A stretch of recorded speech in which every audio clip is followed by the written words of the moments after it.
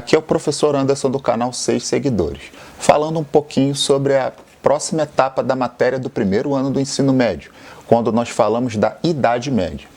Por que os historiadores costumam dividir pré-história, Idade Antiga, Idade Média, Idade Moderna e Idade Contemporânea? Para facilitar o repasse do conhecimento, para facilitar o ensino e aprendizagem, para você conseguir, de alguma forma, conseguir pontuar os principais fatos da história. E temos como marco do início da Idade Média exatamente o fim do Império Romano. Esse Império Romano que dominou boa parte da Europa Ocidental, África do Norte e partes do Oriente Médio. Que, aliás, o pessoal do Oriente Médio não gosta muito de ser identificado como o Oriente Médio, mas isso depois a gente desenvolve. O ano que tivemos o fim do Império Romano foi o ano 476 depois de Cristo. O que fez com que o Império Romano acabasse? Basicamente problemas militares, problemas políticos, problemas financeiros. E, de alguma forma, eles não conseguiram resistir às invasões dos povos que habitavam fora do Império Romano, que eram denominados pelos romanos de bárbaros. Lembrando que a denominação bárbaros ela foi feita exatamente para diferenciar os habitantes do Império Romano das pessoas ditas indesejáveis. Então, eles eram considerados bárbaros. Então, projetando aí o primeiro mapinha aí do nosso canal, a gente fala de todos esses povos, ou de boa parte deles, que habitavam fora do Império Romano e que começaram a realizar as invasões e começaram, de alguma forma, a minar todo o poderio do Império Romano.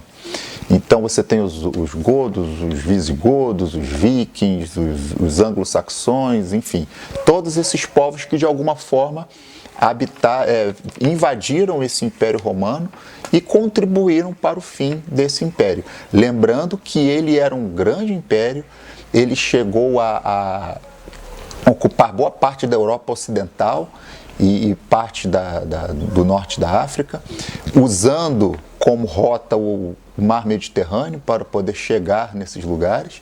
E, de alguma forma, quando você tem o fim do Império Romano, automaticamente você tem uma espécie de fragmentação, onde esses povos eles começam a ter as comunidades independentes. Essas comunidades independentes eram denominadas de feudos. E deu origem, né, a uma organização social, né, da Europa denominada feudalismo. Mas vamos falar um pouquinho mais sobre a Idade Média. Nós temos basicamente duas divisões. Nós temos a Alta Idade Média, que vai do século V ao século X, né? E temos a Baixa Idade Média, que é dos séculos XI ao século XV. Uma outra coisa que o pessoal fala muito é que a Idade Média é considerada a Idade das Trevas. Por quê? Vamos dar um exemplo aqui, a medicina. A medicina não era tão avançada na Idade Média, então muitas vezes quando você quer desmerecer alguma coisa, alguma estrutura, são estruturas da Idade Média, de alguma forma você tenta desmerecer o conhecimento da Idade Média. Mas olha que interessante, o seu professor, né, nesse período de quarentena, ele viu o Walking Dead. E uma das coisas que um dos povos, né, que foi, enfim, que virou amigo do outro, passou conhecimentos para uma outra comunidade de meios e estruturas da Idade Média. Lembre-se que em Walking Dead você mostra, né, em que zumbis eles dominam praticamente todo o mundo. E várias estruturas de energia, de saneamento, de alimentação, de segurança, elas estão todas destruídas. E o conhecimento que essa pessoa passou para uma outra comunidade de Idade Média ia fazer exatamente com que essas pessoas conseguissem se manter com rodas d'água, geração de energia, irrigação. E essas pessoas teriam condição de poder usar esses conhecimentos para ter a comunidade de alguma forma autônoma. Então você veja que o conhecimento da Idade Média, ele serve de base para tudo que nós temos, né, de evolução na Idade Moderna, na Idade Contemporânea. Mas você tem o costume de desmerecer esse período da história.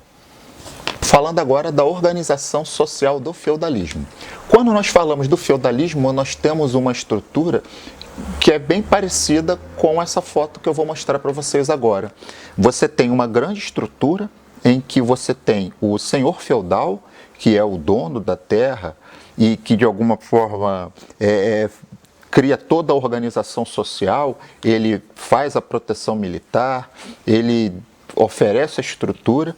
E as pessoas, lembre-se, com o fim do Império Romano, elas precisam ter acesso à terra. Sem o acesso à terra, fica complicado você viver. E esse senhor feudal, ele oferece o que esse camarada precisa. É o território para ele poder plantar, para ele poder se sustentar. Então, os camaradas, eles automaticamente, né, são denominados os servos, né? Eles são ligados diretamente à terra, dependem da terra para sobreviver e boa parte desse lucro vai para o senhor feudal. Nós temos também os vilões, que são os servos livres, que é diferente daquele vilão que a gente conhece. Era um servo que não necessariamente era totalmente vinculado ao senhor feudal. E temos os escravos, que seriam a escala mais baixa na sociedade feudal. Eles pertenciam 100% ao senhor, então não eram ligados exclusivamente à terra. Tinha como proprietário o senhor feudal. As formas de pagamento, né? O senhor feudal ele criava obrigações para esse servo.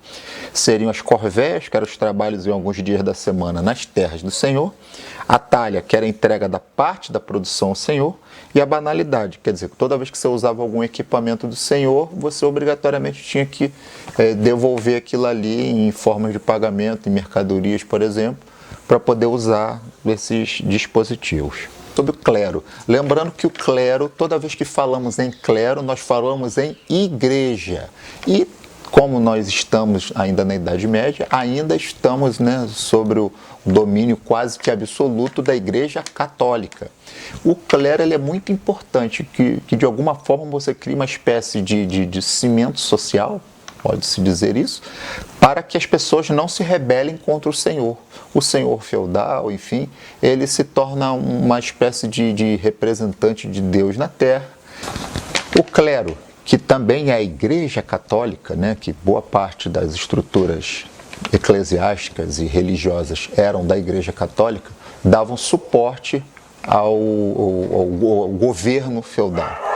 E a aristocracia, né, toda a aristocracia estaria ligada ao clero e ao senhor feudal. Com o avanço da Idade Média, nós falaremos um pouquinho sobre as cruzadas. O que eram as cruzadas? Eram expedições organizadas pela Igreja Católica, com o apoio, né, da aristocracia local europeia, para expandir a fé cristã. Eles entendiam que o Islã era uma ameaça, né, ao poderio, à influência da Igreja Católica no mundo. E essas expedições, elas partiam da Europa, agora colocando um mapinha aí para vocês entenderem melhor. Eles, de alguma forma, permitiram com que mais pessoas fossem submetidas à Igreja Católica. Lembrando que essa submissão à Igreja Católica não era feita só com fé e com boa vontade. Também era feita com guerras, era feita com conflitos, né? De alguma forma você queria impor, né, a fé católica, a fé cristã nesses lugares. A outra questão que é importante, que as cruzadas, elas permitem o fortalecimento do poder do senhor feudal, porque ele consegue expandir os seus domínios, a ampliação do poder da própria igreja e o controle das rotas comerciais com o Oriente. Então você, de alguma forma, com essas cruzadas, foram ao todo 8 expedições. Essas expedições, de alguma forma, elas fizeram com que você tivesse todos esses benefícios à aristocracia europeia da época. Minha gente, isso aqui é um breve resumo que a gente fez da Idade Média, pontuou alguns aspectos aí que a gente considera mais importantes no estudo da disciplina. Um abraço a todos e um bom dia.